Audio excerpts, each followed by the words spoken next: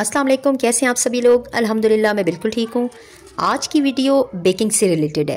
अक्सर लोग बेकिंग करते वक्त छोटी छोटी गलतियाँ कर जाते हैं जिससे रिज़ल्ट पर बहुत फ़र्क पड़ता है। तो आज मैं आपके साथ कुछ अहम बातें शेयर करूँगी ताकि आपका केक हमेशा परफेक्ट बने। मुझे ऑर्डर रिसीव हुआ कि आपने 2 पाउंड राउंड में केक बना के देना है और केक की बेस कम होनी चाहिए मगर केक हाइट में ज़्यादा होना चाहिए। अच्छा, सबसे पहली बात, हमारे पास 2 पाउंड में 2 मोल्ड होते हैं। एक मोल्ड ऐसा होता है जिसमें बेस ज़्यादा बनती है बट केक हाइट में कम होता है, और एक ऐसा मोल्ड होता है जिसमें केक हाइट में बनता है। तो मुझे चूँकि केक हाइट में बनाना था तो मैंने हाइट वाला मोल्ड सिलेक्ट किया। तो इस मोल्ड को सिलेक्ट करने के बाद मैंने बटर पेपर को उसी के साइज़ का कट किया और हल्का सा ऑयल से ग्रीस करके बटर पेपर को उसके अंदर लगा दिया। आज मैं आपके साथ बेकिंग की 5 टिप्स शेयर करूँगी। तो टिप नंबर 1, सबसे पहली और सबसे अहम बात जो बेकिंग में आपने याद रखनी है वो है मेजरमेंट, यानी चीज़ों की सही मिकदार।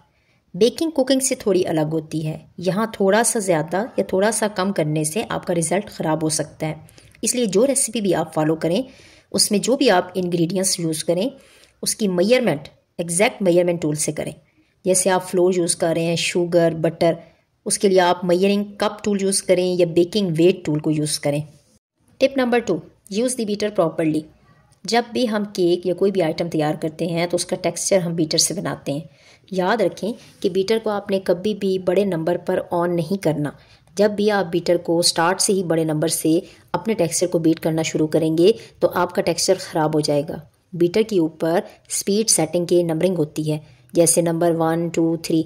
आपने सबसे पहले बीटर को स्लो स्पीड से बीट करना शुरू करना है, फिर आहिस्ता आहिस्ता आपने बीटर की स्पीड को बढ़ाना है। इससे आपका टेक्सचर बिल्कुल परफेक्ट बनेगा। और ये एक ऐसी टिप है जो कि बहुत इंपॉर्टेंट टिप है, जो कि आपकी बेकिंग में बहुत फ़र्क डालती है। Tip number 3, save the floor before mixing. हमेशा फ्लोर को छान कर टेक्सचर के अंदर ऐड करें। इससे हमारे टेक्सचर में लम्स नहीं बनेंगे और केक भी खूबसूरती से राइज करेगा और टेक्सचर भी परफेक्ट बनेगा। अगर शुरू से ही स्टेप्स को स्टेप बाय स्टेप फॉलो किया जाए तो हमेशा केक परफेक्ट, सॉफ्ट और फ्लफ़ी बनता है। अब आते हैं बेकिंग की 4th इम्पॉर्टेंट टिप पे, जो कि है ओवन को प्री हीट करना। देखिए, ओवन को प्री हीट करना बहुत ज़रूरी है ताकि आपका ओवन का टेम्परेचर बराबर हो जाए। अगर आप कोल्ड ओवन में केक को रखेंगे तो आपका केक प्रॉपरली राइज नहीं करेगा और आपका जो केक का टेक्सचर होगा वो डेंस या हार्ड बनेगा। So always remember, never skip pre heating. Cake के टेक्सचर को मैंने बहुत अच्छे से मिक्स किया ताकि इसके अंदर कोई लम्स ना हो। टेक्सचर आपका जितना भी अच्छे से बना होगा आपका केक उतना ही परफेक्ट और फ्लफ़ी बनेगा।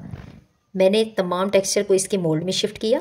अवन को मैंने पहले से ही प्री हीट किया हुआ था। केक को मैंने अवन के अंदर शिफ्ट किया और इसका टाइमर दिया। 180 डिग्री पे मैं केक को बनाती हूँ और इसका टेम्परेचर सेट करती हूँ। साथ साथ इसको मैं 25 to 30 मिनट का टाइमर देती हूँ। जब इसका टाइमर कंप्लीट हो जाता है तो ऑटोमेटिकली मेरा अवन बंद हो जाता है। अब बात करते हैं बेकिंग के लास्ट इम्पॉर्टेंट पॉइंट की, और वो है क्वालिटी के साथ साथ वैल्यू मेंटेन रखना। देखिए, याद रखें कि जब भी आपको कोई केक का ऑर्डर रिसीव होता है तो आपको ये तय करना है कि आपने कितने रुपीज़ का 1 पाउंड देना है। मगर कीमत को तय करने के साथ साथ आपने केक की क्वालिटी पर भी किसी किस्म का कंप्रोमाइज़ नहीं करना, क्योंकि कस्टमर जो है उसको आपका सिर्फ खूबसूरत केक नहीं चाहिए, उसको प्रेजेंटेशन के साथ साथ टेस्ट और फ्रेशनेस तीनों चीज़ें चाहिए।